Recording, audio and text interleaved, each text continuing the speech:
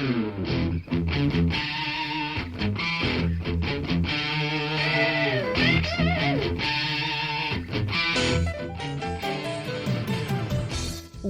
to Thriving Entrepreneur with your host, Steve Kidd, third-generation minister and 30-year business coach.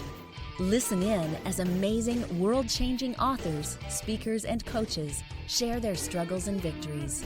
And hear from best-selling authors' insight into how you too can live your life as a thriving entrepreneur. This is Steve. Welcome to Thriving Entrepreneur.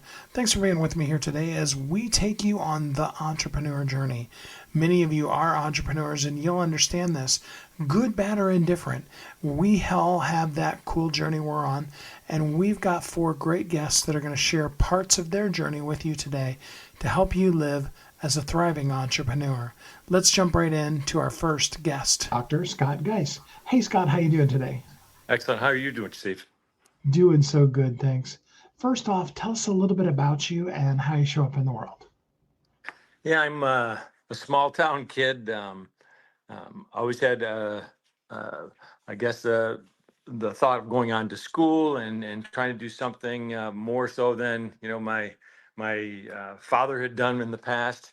Wanted to attend college and eventually have a great career. But my goal was always to come back to Newfane, where my parents were, my family was, my brothers were still here. Went on to dental school eventually for a couple of years, and then came back to my small hometown of Newfane, New York. Yeah, just kind of my goal growing up was to do something special in my hometown, and that's what I was hoping to do. So, you went to dental school, you did all those things, you came back home. I'm assuming you opened up a dental practice then? Yeah, I purchased the practice actually worked with and then finally purchased the practice from my hometown dentist growing up. It took me about 10 years to buy him out of the practice. Found that the practice patient base was so large that I couldn't do it out of the same facility. So I built a brand new 4,000 square foot building dental complex, kind of state of the art. I went to a 2-day design course so I could design my own dental office, and did. And it turned out to be this just a beautiful setting. The town jumped on board. I had lots of referrals. My patients loved it. The community loved it. And so, yeah, I spent the first from 2001 through 2009 working out of the same dental office in Newfane. So, hometown kid makes good, comes home, sets things up. Sounds like the perfect, kind of American dream story. And yet it didn't stay that way. So give us an idea what ended up happening. Yeah, so in 2006, actually 2005, summer of 2005, I was doing some work in my house. I hired a guy who was the husband of one of my former hygienists. The hygienist had left my practice, supposedly to go to a more lucrative hygiene management position at another practice.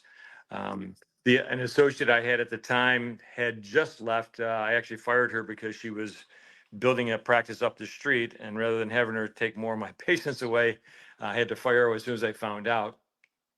She ended up hiring that same hygienist, and they'd started their own practice up the street from my practice that I had just built. Not soon after, I was approached by this husband of the hygienist who then showed me a bill that he had presented to a union for payment for health care that he had done, but none of it had been done.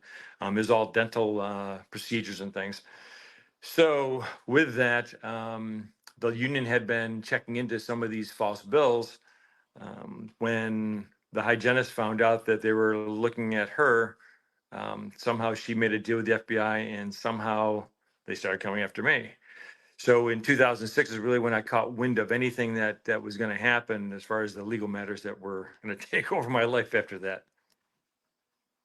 Wow. And so, through things that happen all the time in business with problems with employees and stuff like that, you end up finding yourself embroiled in this deep legal battle that ended up causing you quite a bit of chaos. It was total disruption. For through 2006, of that entire year, I was forced to hire a defense attorney. The criminal defense attorney didn't seem to get why I was a target, but somehow I was. And as he talked to the prosecutor pushing the issue, I don't even know where the union is. I've never been to the union. I could care less about the union. And I don't even, at the time, I didn't even know if they had dental insurance or not. So whatever this bill was submitted, um, I didn't see how it could possibly have been paid anyways, because if they had no dental, there's no way that it could be used or put back in my court. The only reason why it was put back at me is because it was on my stationery. It was on an old piece of stationery from the former office. Once I moved over to the new office, obviously I would have put everything on the new stationery, but this is on an old piece of stationery from the former location. So, I mean, it sounds a lot like they were setting you up on purpose. Um, so, at the end of the day, did things get resolved, or is it still kind of up in the air? So you'll have to read the book because it's too long of a story to tell.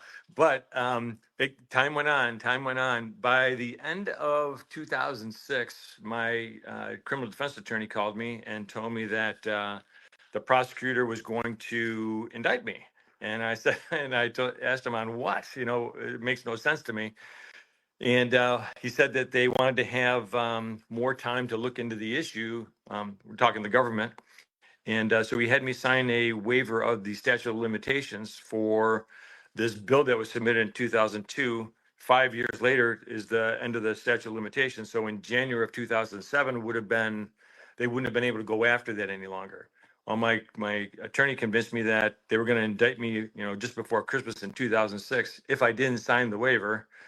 So again, I've learned that once you're indicted, you're pretty much done. There's really, your reputation, your integrity, everything's questioned after that. So I didn't want anything to happen to that. So I agreed to sign the waiver as long as, whatever they wanted information wise, I was willing to provide because there's really no reason why it should come back towards me. So we signed the waiver. And in 2007, then is when my lawyer started to get a little worried about things. He wasn't receiving any information from the government. So by June of 2007, they had come up with a 9-count indictment against me. So now I'm in the game, and as far as the legal system goes, and I was arraigned in court. I think it was June 26th of 2007. Again, I pled not guilty. I thought it was all a bunch of BS, but again, I had to work my way through it. So beginning in June of 2007 is when my kind of nightmare began. Wow. And of course, everybody needs to read the book, see all of the stuff that you went through, and then, see where you did finally come out at the end. I mean, obviously, you're not in prison right now. We can tell from your background that you're living someplace a little better than, maximum security facility would That's be. for sure. That's for sure.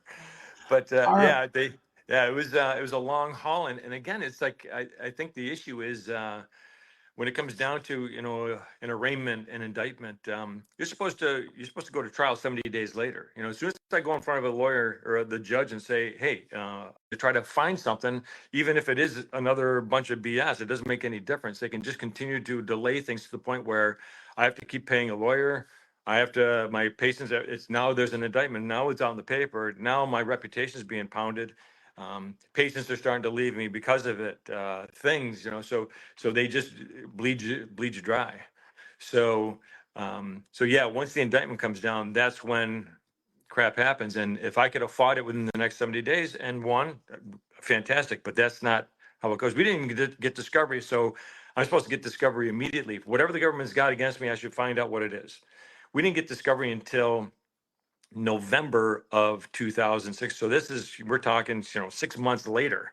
And even at that point, they didn't give us everything. They just ended up putting through another superseding indictment on issues that, again, that were absolutely unrelated to the original bill or whatever it was that was submitted through the union. So it just got compounded bigger and bigger. Throw as much crap against the wall, something will stick. Well, that's kind of how that all went. Wow. So, and I don't know whether we should let people know, other than, of course, that they can tell that you're not in prison right now. But is we'll just go this far with it. Is life starting to get back to normal now? So it took me after a 1 year prison sentence. I did come home because of the conviction. I ended up losing my dental license, which was, uh, absolutely the worst I think could have happened. Because again, I've got to provide for my family.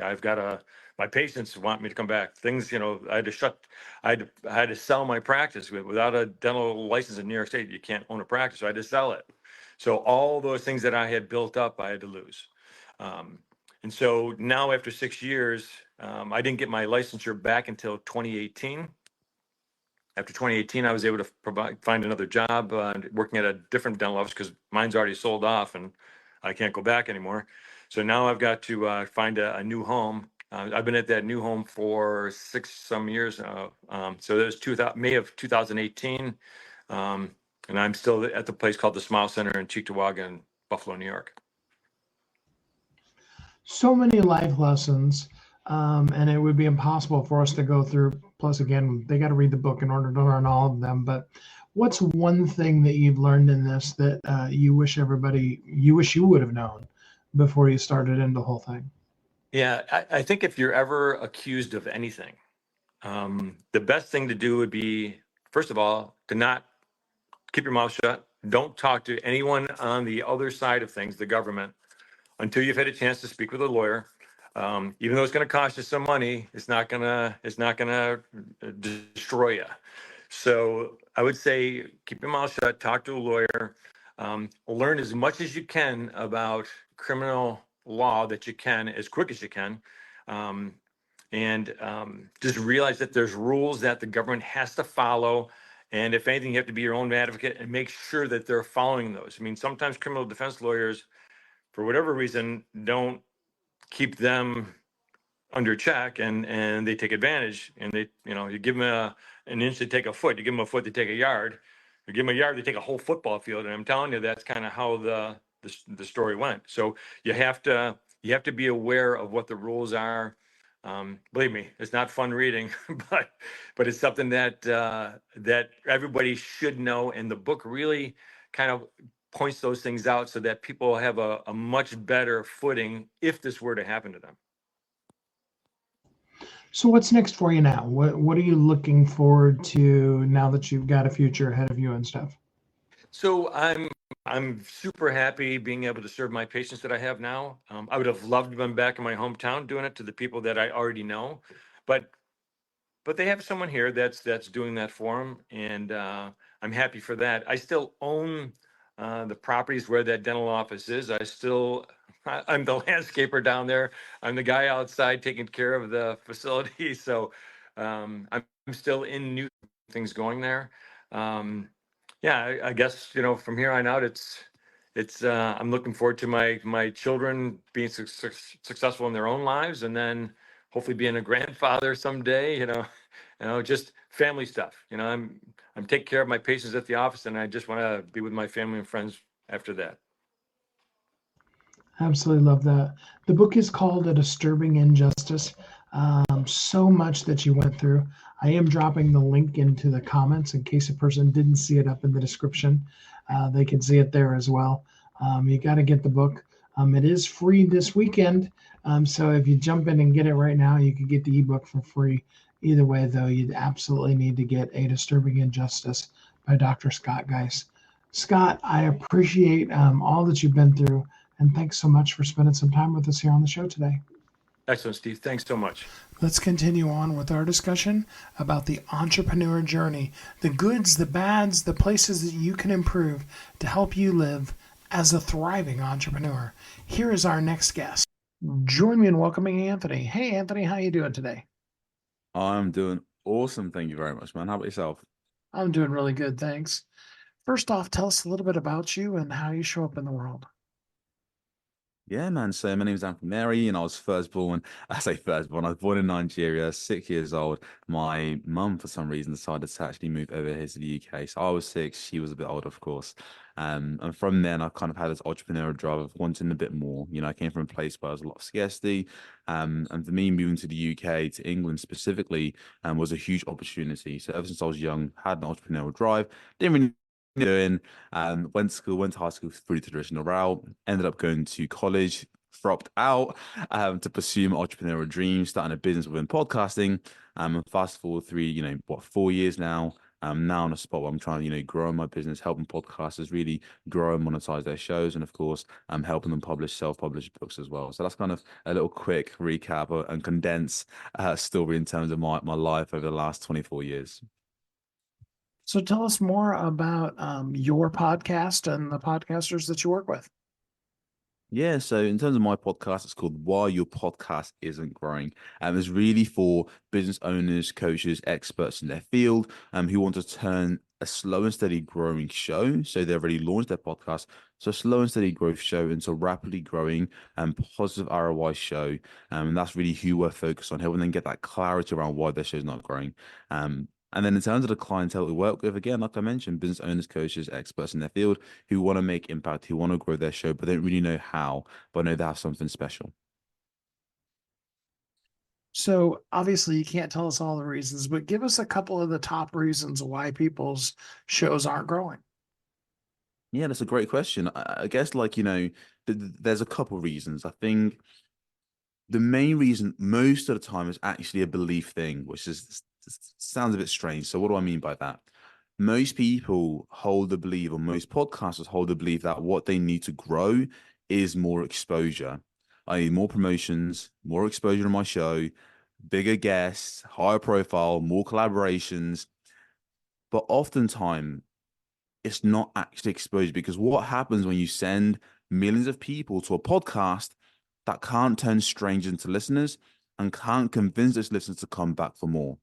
It doesn't matter how much exposure or promotion you do if your podcast, again, is unable to turn strangers into listeners and is unable to keep those listeners coming back for more episode after episode. Impossible to grow a show. So the main reason why most podcasts struggle to grow is actually the fact that they can't retain listeners long term. Now the question becomes, why can't they retain listeners long term? And Steve, I'll let it up to you. I'll give it up to you, in terms of how deep you want to go here, and let you guide the way. Well, why can't people keep listeners long term? I'd love to know. Yeah, so really comes down to the main thing being, number one, the positioning of their podcast isn't very clear in terms of the value they provide. Either what problems are they solving for their listeners, or what desire, like how are they bridging a gap from where the listeners are currently to where they're trying to go? Because at the end of the day, to get people coming back for more consistently, you have to create content that consistently helps them either solve a pain point or get closer to a desired outcome they're looking for. That's one piece of it. The other piece is not understanding or having a proven way to test and validate topic ideas, right? The content, the topics you cover on your show are the backbone of your podcast. Most podcasters oftentimes, guess, or they have high profile people come onto their show, and those guests dictate the topics, or maybe they speak to their clientele, or they have ideas and then cover that on the podcast. But all the way through, we're kind of guessing. We might have a pulse, we might have an idea, but these aren't validated ideas. So it's really important not only to, number one, really think about the problem you're solving or the desired outcome you're giving to your listeners, but number two, being able to validate this idea, having a data-driven approach to understand what listeners are actively searching for, the listeners you want to reach, topics are they already consuming within your industry? And looking at places like YouTube or Google are excellent starting points, because believe it or not, YouTubers have been testing topic ideas for the longest time. So they know what's capturing people's attention. So look, your competitors on their YouTube channels, which episodes are performing well, which aren't doing so well. And that will give you ideas, episode ideas, and title ideas of what you can cover on your show. Because again, That's proven to work. You're removing the guesswork. Now, when you get a guest on, you have something. You can steer the conversation in the right way whilst keeping your authentic message. I love that. So, what's the one thing that you found that people are doing that they really shouldn't, that they should stop doing as soon as possible?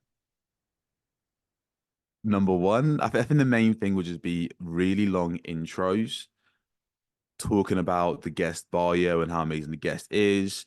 That's all great, but you can do that in your show notes.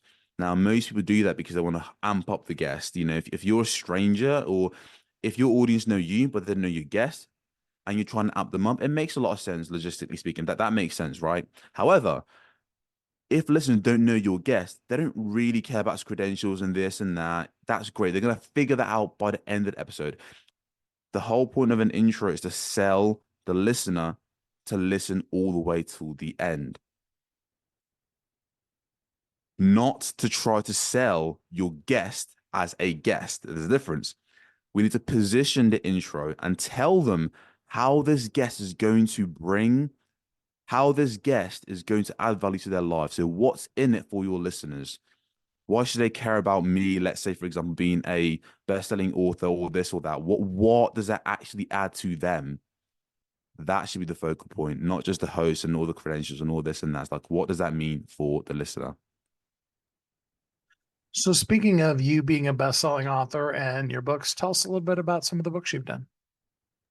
Yeah, so I've got the first book that we did was called Every Podcaster's Biggest Hurdle. That was an absolute flop. That was our biggest hurdle.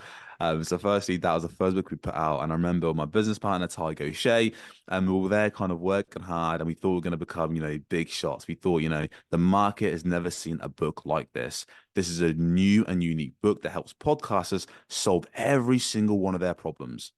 The problem was no podcaster is suffering with anxiety, overwhelm, paralysis by analysis, imposter syndrome, all in combination of each other. They might have one problem, and we try to solve way too many problems with that one book. So it flopped. I made zero sales, even though I thought it was breakthrough technology. Turns out it wasn't. The second book became a bestseller, which is Podcasting Made Simple, and that's gone on to sell, tens of thousands of copies now, which I feel extremely blessed and grateful for. But that book was really just focused on helping podcasters launch their shows, and then we have podcast marketing and others in the catalog. But the main ones are going to be Podcasting Made Simple, which helps podcasters launch or which helps people looking to start podcasts launch their shows, and then of course we have podcast marketing, which is all about the marketing of your podcast. I love that. So, what did you learn in the failure, though, of that first book that helped you be able to do the second book so well? Well, to be completely transparent, we launched both books basically around the same time, but we noticed the difference. One became a bestseller, interesting, and the other one completely flopped. So it made for the perfect case study because one book did well, one book did bad, and we realized really three main things. Number one, we didn't have, again, a proven framework with the first book. We were just guessing. We thought that because we had a good idea, that's what people wanted. But at the end of the day, just because you have a good idea, it doesn't mean people still want that thing, right? So we were being a bit subjective. That's the first thing.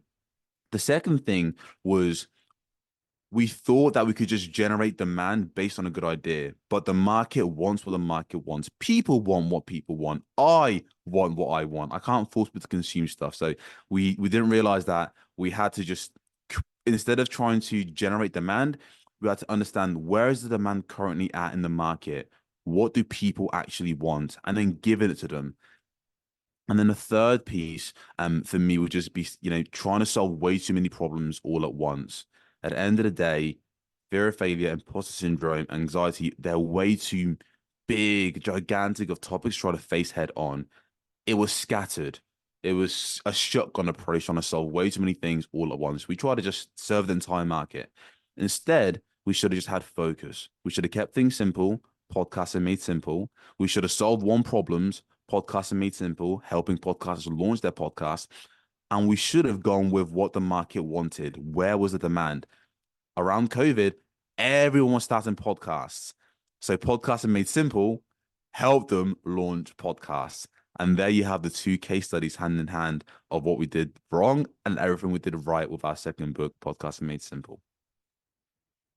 And by the way, for those of you who don't know the concept of that, that is the perfect version of what a lot of people are calling click testing today. It's a good old fashioned A/B testing. Mhm. I mean, I don't think you did it on purpose in that particular case, but more Absolutely not, than Steve. anything we know in marketing world is you got to test it. Just because you think it's a great idea, even just because you go to YouTube and you see a whole bunch of other people are doing this thing, until you actually test it, and do an A version and a B version and see what the results are. You don't really have specific information and you're just kind of guessing. I could not agree more. So let's talk a little bit about the kind of people you work with. First off, just tell us a little bit about who do you prefer working with? What kind of people? So to me, really, I prefer working with, of course, our clientele, essentially business owners, making really multiple six figures, seven figures plus each year, experts and coaches in their fields. Like that's really who our target demo. That's the demographic, right? In terms of people, characteristics, what they're like. And to us is really working with fun, ambitious entrepreneurs who don't really want to waste their time, but want to find the right people who they can have fun with along the way. Can they build a real relationship? To me, I think business is way too stressful to then work with clientele that aren't fun, who aren't engaged, and who aren't striving for excellence. I mean, that's really, really important of having the polarity of like being almost like fierce in the field that you're in and being excellent, but also being playful and having fun. That's really, really important in terms of what we look for with the clients that we work with. So for a person who's like, I'd really love to go further with you, how can a person work with you? So you can go to getmorelisteners.com. If you listen to this point and you feel you're not fed up with my voice, you don't think I'm a complete, douchebag, you want to figure out, hey, might this be a fit? Because at the end of the day, I can't say right now. I would say go to getmorelisteners.com and there'll be a training video for you that will give you tons of free value. It will walk you through our entire four-step growth process, case studies, testimonials, all the things that you need to be able to make a informed decision whether or not it's even worth exploring in the first place. It'll be very clear what to do as the next step once you go to getmorelisteners.com. And of course, if you don't fancy that, just want to listen to our podcast while your podcast isn't growing, I would recommend episode 2 to get yourself on the off and the right ground. And episode 2 of Why Your Podcast Isn't Growing is titled 7 Reasons Why Most Podcasters Struggle to Grow.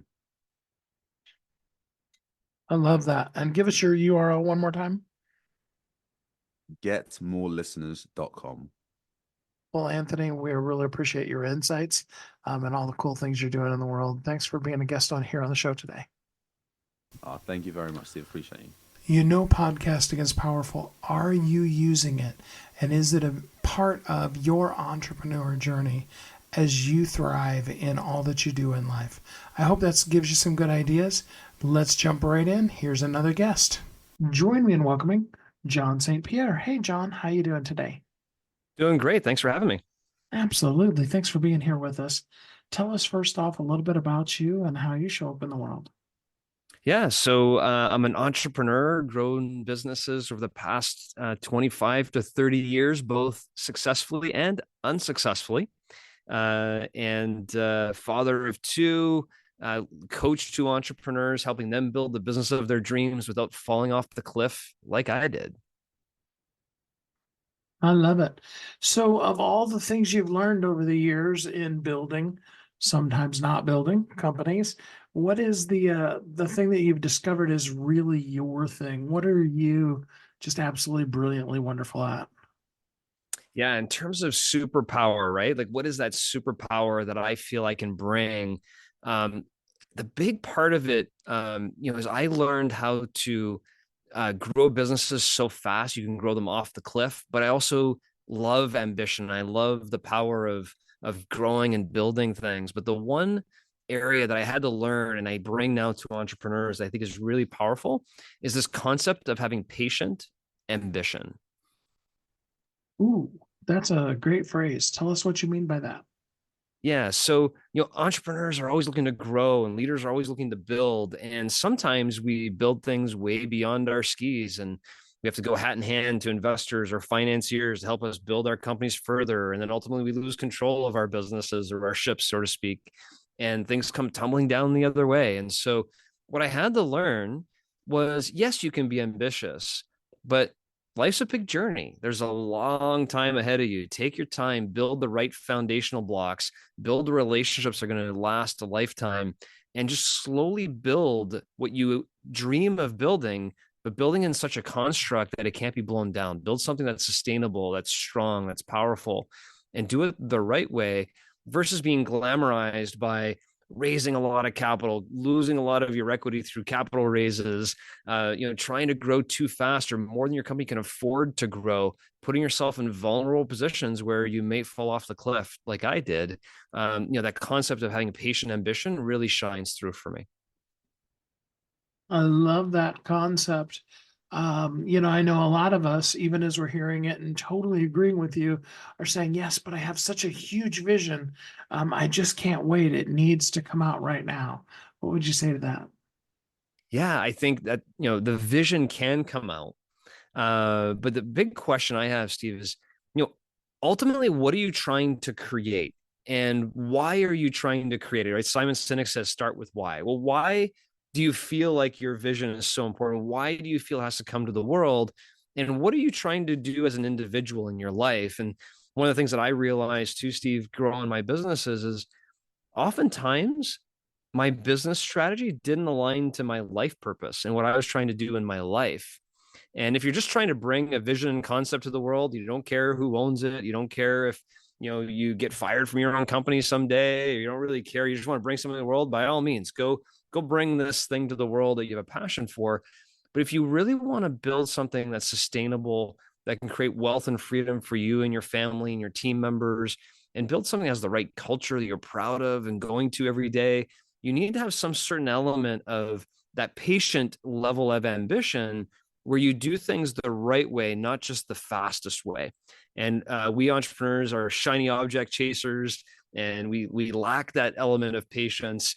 And a lot of times you hear the horror stories of partnerships that dissolved because they just weren't the right partnerships, or entrepreneurs getting fired from their own companies, like it happened to me, because they made themselves vulnerable and put themselves in those positions. And then you hear these long success stories of people that built their businesses and executed their visions that they did bring to the world, but they did it in a systematic and planned foundational, block by block building that really built something that they were proud of, that they could monetize and create really the life and business of their dreams. So, a lot of times when you get to a person, they're not at day one. They've already started their business. They've already gotten themselves way out ahead of their skis or Yep. are well in the process of doing so. How do you do that? I mean, most entrepreneurs that I know of, they probably aren't going to go out and fire, 50 to 70% of their employees and start back from scratch. So how do they cover the things that they feel like they're already committed to and yet slow down and be more intentional? Yeah, I think that's the big wake up call for entrepreneurs. Entrepreneurs are overworked, overstressed, not healthy, not working out enough, not spending enough time with their loved ones and family or their kids. And they wake up one day and they're like, oh my gosh, what just happened? I'm now stuck. I'm now in this business that I'm fatigued by, that I'm not happy with the team I built, or I'm not happy with the revenue streams I have, or we're losing money every month, or how am I going to make payroll next week? And they deal with all these stressors, but yet they're not willing to do what it takes to get themselves to the other side, right? So that's the ultimate dilemma, that the entrepreneurial dilemma that all entrepreneurs face at some phase of their business cycle. And so when I work with entrepreneurs from a one-on-one coach perspective, you got to kind of look at, first off, what is the entrepreneur trying to create in their life? And a lot of time we find, Steve, is the entrepreneur's life plan is completely disconnected from their entrepreneurial business plan. They're leaving two lives. They really want this for their life, yet they're doing this with their business. And so that's the first place to connect and really sit with the entrepreneur and really understand, what is your life plan? What is your 30-year life plan? What are you trying to create? And how important is that to you? And if that's really that important, why are you doing this over here? Why don't you change your paradigm a little bit and create something a little different over here that doesn't create all these stressors? And that's the way that you kind of open the eyes to maybe making some of those tough decisions you need to make. But in a lot of cases, it's just some fundamental tweaking. You don't have to lay off your entire company. Chances are you have a pretty good, successful company. Your company's been growing over the years, but you still, as your company's grown, you've hired more people, you've put more processes in place, you've added your costs, you've got a nicer office, you've done different things that maybe suck that cash and life and oxygen out of your business that needs some tweaking. Okay. So you find yourself answering that, what am I trying to build? And it really does have an element of a lot of money, not just like some money, but you really want to build something that is, I'll even use the word empire type of thing. How do you do that on a day by day basis rather than living forever in that where you want to be space? Yeah, so it's kind of that put one foot in front of the other type of approach, right? Because I like a lot of entrepreneurs and just people in general want this instant gratification. They want to have the empire. They don't necessarily, want the steps they need to take every single day to get there, because that takes too long, right? So what entrepreneurs talk about after they achieve, success after 2-3 decades worth of building something is they call themselves the overnight 20-year success, right? Because everybody just thinks that just happened. Oh, look how lucky they are. Look what they've built. But there's a lot of hard work and blocking and tackling that happens there.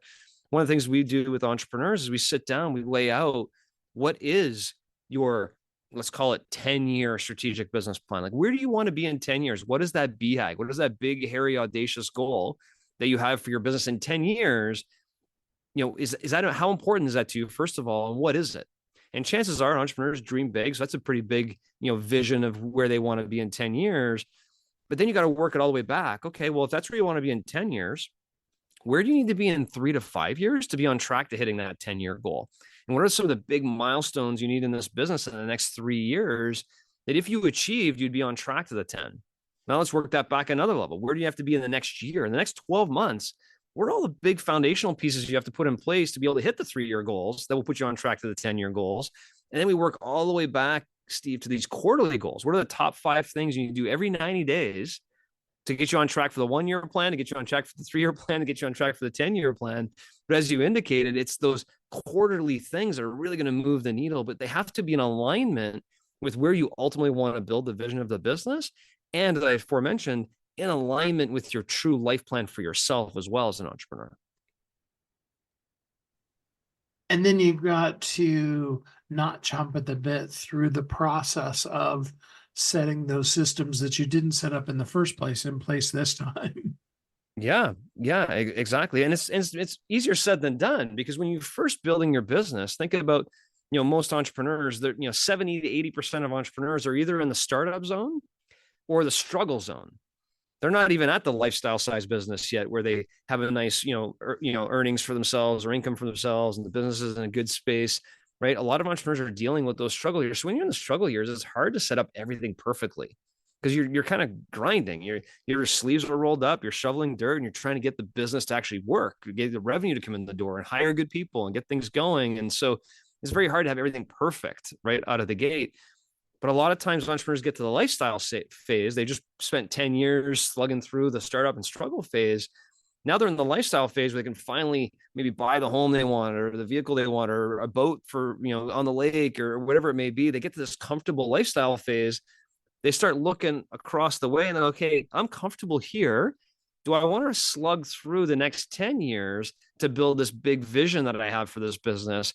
And if you do, that's where it gets really rocky, right? That's where the messy middle comes in, the growth paradox. There's a bunch of different, books and acronyms about, the dangerous areas you could put your business in by trying to cross that chasm between the lifestyle business and a high performance business. And that's really where I spend a lot of time with entrepreneurs, because that's a really treacherous terrain. There's a lot of dangers in there. There's a lot of vultures in there. That's where, banks sometimes end up owning your business because you over leverage yourself. That's really where the dangerous areas are that we spend a lot of time with entrepreneurs.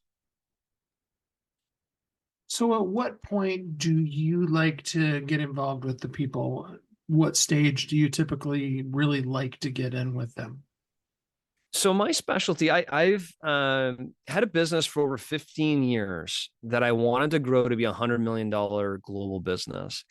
And after 15 years of building it, blood, sweat, tears, through the struggle zone, through the startup zones, all those zones, I got fired from my very own company and had to really introspectively look at what I did, what caused me to be so vulnerable in that position and lose this business that I built that my heart and soul was into. And I took those learnings. I created 7 principles of entrepreneurial success that I applied to my other business that I successfully grew from zero to north of $100 million the right way. And so where I specialize now today is those entrepreneurs that have been in business over 10 years. They're maybe $5 to $20 million of revenue. They're in that lifestyle phase, but they want more. They have an ambition to grow their business to become a high performance business and hit that 40, 50, $100 million mark in their companies. But they know in order to do that, it can get a little risky. Do they go get bank loans? They go get investors? How do they build their own capital for growth? How do they build the team that can run their business just like they do and care about the business just like they do and build that culture of entrepreneurship? So I really specialize really in that zone, Steve, of helping lifestyle entrepreneurs grow their business to become high performance businesses. And what should a person do if they want to look into working with you? So I have a book that came out November of 23 called The $100 Million Journey. So you can find that on Amazon. You can go to 100M as in million, 100mjourney.com. Got a free workbook there, a lot of free videos and resources there, as well as, lots of ways to connect with me for coaching or speaking or mastermind groups or things like that. So yeah, welcome anybody to reach out. I do provide 30-minute free consultations to any entrepreneur to talk about their business and where they're looking to go. And before I let you go, give us just one piece of advice. What is the thing that a person could do today that would make some really good impact on the grind mentality that they've been living in? Learn how to build your own net operating cash flow for growth. Cash is king. There's a lot of entrepreneurs manage their businesses by their profit and loss statement.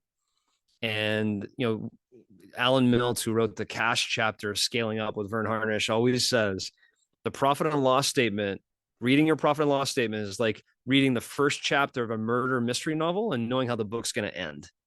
It's really your net operating cash flow. Is your business generating enough net operating cash flow? And what tweaks can you make in your business to significantly increase the net operating cash flow your business generates to provide you the oxygen for growth? And give us the URL for your company one more time. Yes, it's 100M as in million, 100mjourney.com. John, thanks so much for spending some time with us here on the show today. Absolutely. Thanks for having me. I know we want that kind of entrepreneur success, and I hope you are on your own journey towards your success. But just to help you out, let's talk to one more person about their entrepreneur journey. Join me in welcoming Simon Severino. Hey, Simon, how you doing today? Hey, how you doing? Thank you for having me. Yeah, thanks for being here with us. Start us off by telling us a little bit about you and how you show up in the world. Simon Severino. I did fall in love 21 years ago with one topic, and I stayed with that one topic until today.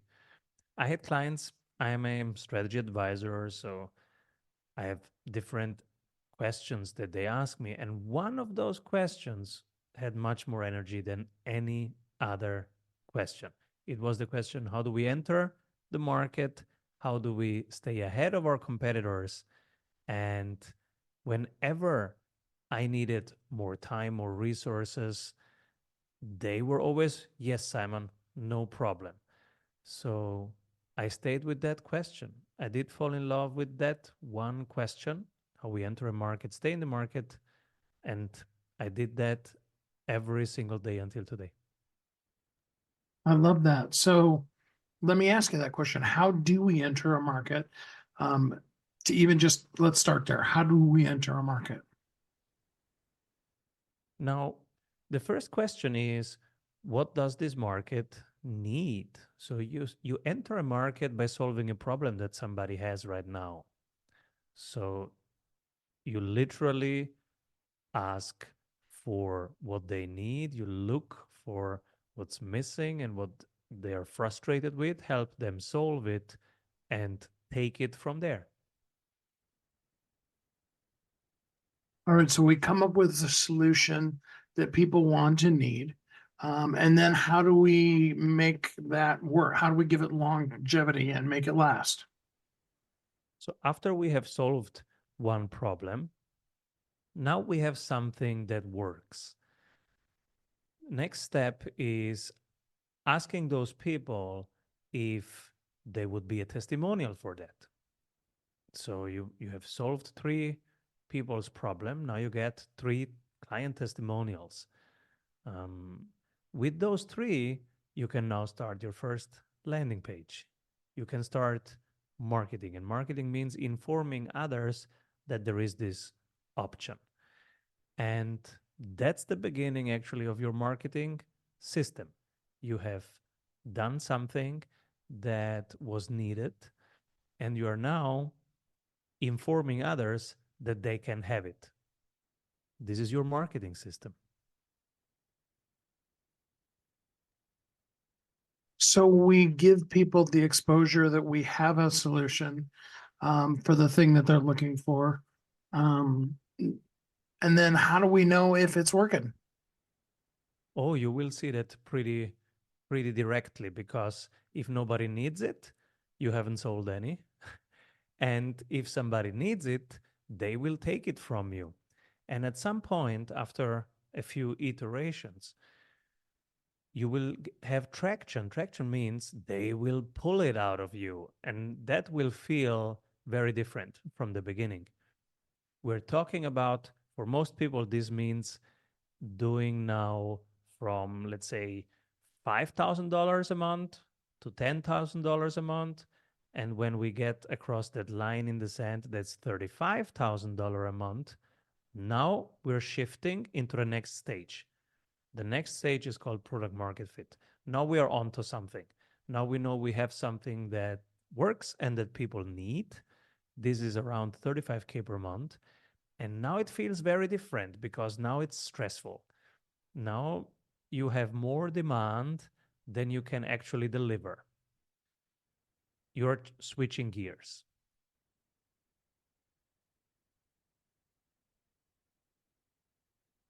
So if it's more demand than you can deliver, how are you going to keep up? You have to start delegating now. So you are the bottleneck because you were delivering it. And now you go, I can either start a waiting list, but that's not the reason why I started this, right? I want actually more people to have it. So now you have to multiply yourself. Step one, you write down the processes. So you have to fire yourself from the delivery. But before you can do that, you have to write down how you do stuff. That's called writing down the standard operating procedures, the SOPs. So you write down how you do stuff, how you do client delivery, how you do marketing, how you do sales. And now you start hiring one person each for those three things. You show them how you do it, and you start training them for a couple weeks, couple months. You show them how you do stuff, and now you hand that over to them. Now they are running your marketing, your sales, your operations. Now you're starting to scale. You have now 40 hours available per week, but you're still needed in the business for the higher leverage tasks. Now you work on the business. So now you start thinking about strategic partnerships. Should I write a book? Can I lend my IP? How can I innovate the business model? Can this become a franchise? How can I scale this? So basically, your job now is thinking about the business improving the business instead of delivering the work, and also improving the processes. And you are now responsible for the culture in the company. So let's talk a little bit about those processes. A lot of times we are really good at something and then we bring somebody in and, at least when they start, they're not as good at it. How do we empower that person to take over that responsibility rather than taking it back from them? That's the important point. Don't take it back. Now that's a process of coaching them. So they will approach you with some questions, some things go wrong. The important thing is that you don't take them back onto your plate, but that you start asking questions like, okay, what is your assumption why this is not working? And what do you plan to improve? What are your main questions? So those are coaching type of questions where you don't go back into doing it, but you help them figure it out on their own.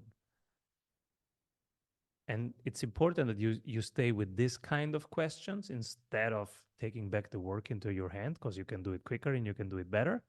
That is tempting, but it's important that you leave it actually into their responsibility.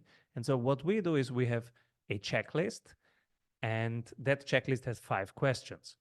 So for each process, you can have a monthly meeting with them and they report how it's going and their ideas on how they can simplify the work for themselves, how can they simplify the work for the client, and how they can make it more fun. And with these 3 questions, they report you about the current state of that process and how they plan to improve it. How do you make the decision when a person just needs more training and when you need to replace them?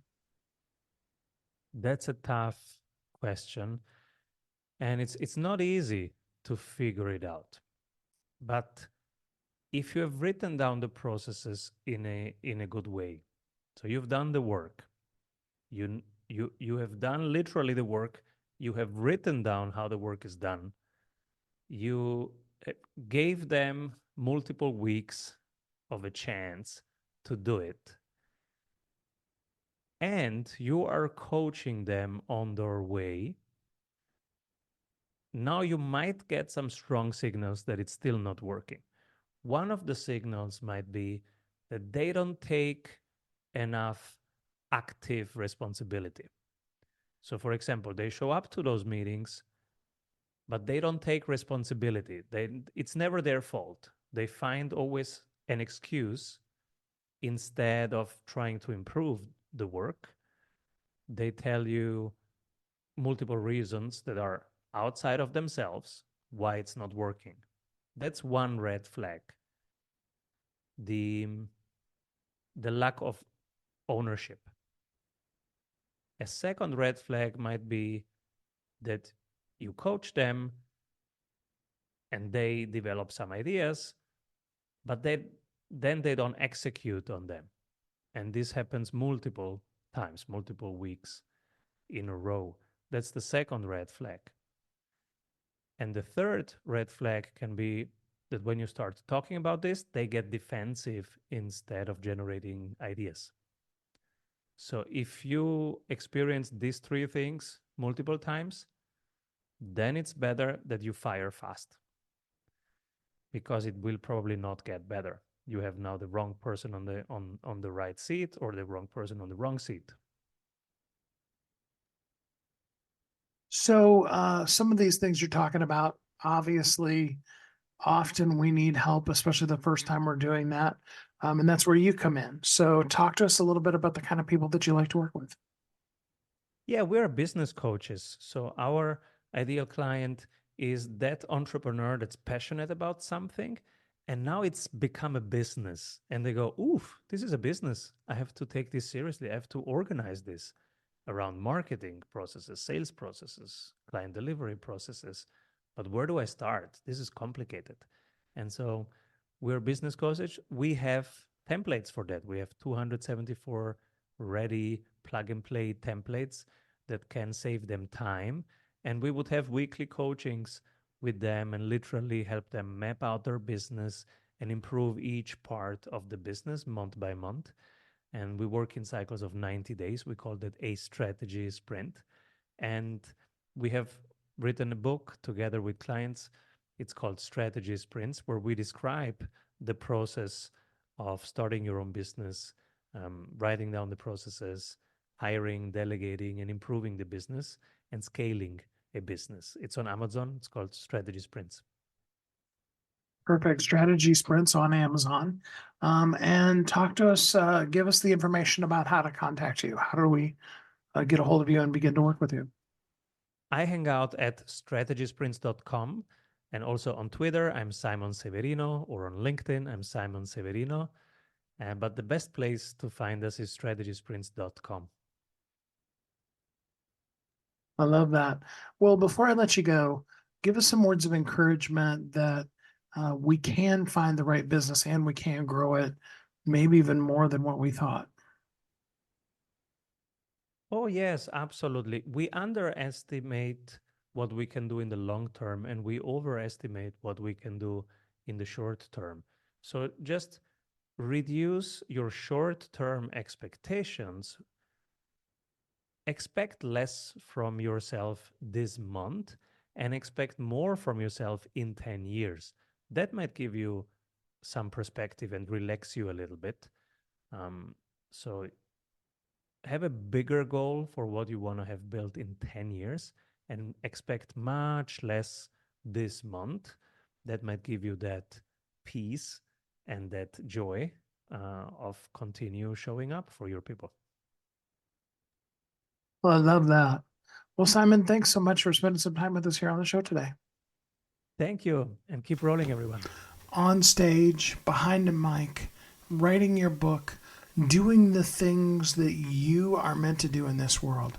That is the biggest piece of the entrepreneur journey. Sometimes you're going to have things like Dr. Scott ran into that are unexpected and they change the course of your life. Other times, like John shared with us, you will have success beyond your belief. And across all of that, you need to have a strategy of how you're going to present yourself on stage, on the podcast, behind the mic, and everything that you do. You need to have a plan so that your entrepreneur journey isn't just an accident and a mistake, but it's on purpose and gets you to where you're going and helps you serve the people that you were meant to serve. And that's what we're here for, isn't it? And I know you are, because you are uniquely brilliant.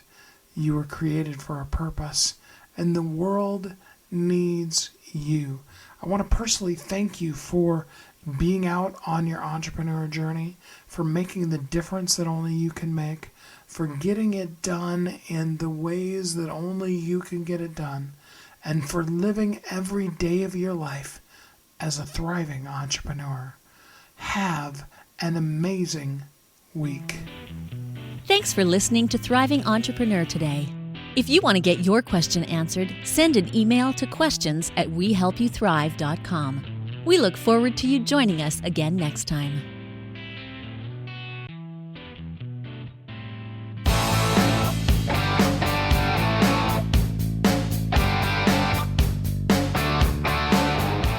Hi, my name is Steve Kidd. I am a third-generation minister, an international best-selling author of multiple books, and I help people write, publish, and market their books to bestseller. In fact, there are literally thousands of people that have used the system that I created to be able to write, publish, and market their books, and now they're best-selling authors. And you're next. I just wanted to come on for a minute, say hi to you, tell you a little bit about me, introduce myself, and tell you I know the world is waiting on your message, and I would be so honored to be part of sharing your message with the world. Go to AskSteveKid.com and schedule a time to talk today.